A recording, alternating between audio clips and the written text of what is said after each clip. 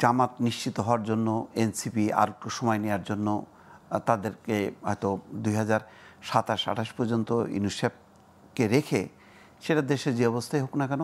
তারা হয়তো চাইবে যে তাদের অবস্থানটা আরও ভালো হোক এবং সত্যিকার অর্থে তাদের অবস্থা ভালো হচ্ছে এনসিপি না মানে জামাতের তো জামাতের জন্য এইটা একটু আর্লিটা মানে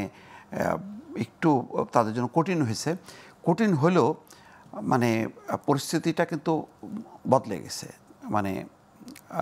আগের অবস্থায় নেই কিন্তু এখন কথা হলো যে কোন রাজনৈতিক দল আসবে না আসবে যেমন আগে এটা শেখ হাসিনার সময় আমরা এটি শুনতাম কে আসবে না আসবে এটার ব্যাপার নির্বাচন কমিশনের ব্যাপার না নির্বাচন কমিশনের ব্যাপার না সরকারেরও ব্যাপার না কিন্তু একটা ব্যাপার আছে আপনার তো কাঠামো ছিল না আপনি নির্বাচনটা কে করবে ডক্টর ইউনূস আমি মনে করি যে এই কাঠামোতেও ওনার অধীনে নির্বাচনটা হওয়া উচিত না কারণ এই সরকার বিতর্কিত হয়েছে এখনও দুইজন উপদেষ্টা আছে তার এটা আরও ক্লিয়ার করার দরকার ছিল ফলে মানে একটা যদি তত্ত্বাবধায়ক সরকার আসে সেই কাঠামোর অধীনেই নির্বাচনটা হবে সেখানে কাউকে পা ধরে আনতে যাবে না এখন ধরেন আমি নির্বাচনটাকে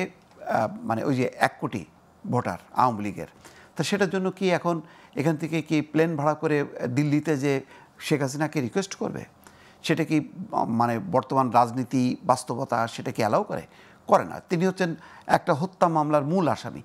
তাহলে কে বিকল্প কোনো আওয়ামী লীগ তো তাকে রিপ্রেজেন্ট করেনি যে না ঠিক আছে আব্দুল হামিদ আর সেলিনা হায়াত আইবি নেতৃত্ব করে দিলাম আচ্ছা ওদের সাথে তোমরা কন্ট্যাক্ট করো বা তারা কোনো উদ্যোগ নেবে তেমনও তো দেখা যাচ্ছে না তাহলে কি করবে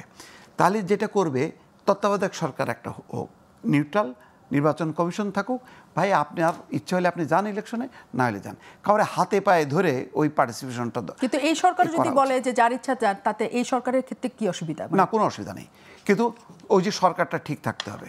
একটা তত্ত্বাবধায়ক সরকার থাকতে হবে ইউনূস সাহেবও করতে পারতেন কিন্তু ইউনূস সাহেবের ঘর তাহলে খালি করতে হবে খালি করে এটা রিয়েল একটা নিউট্রাল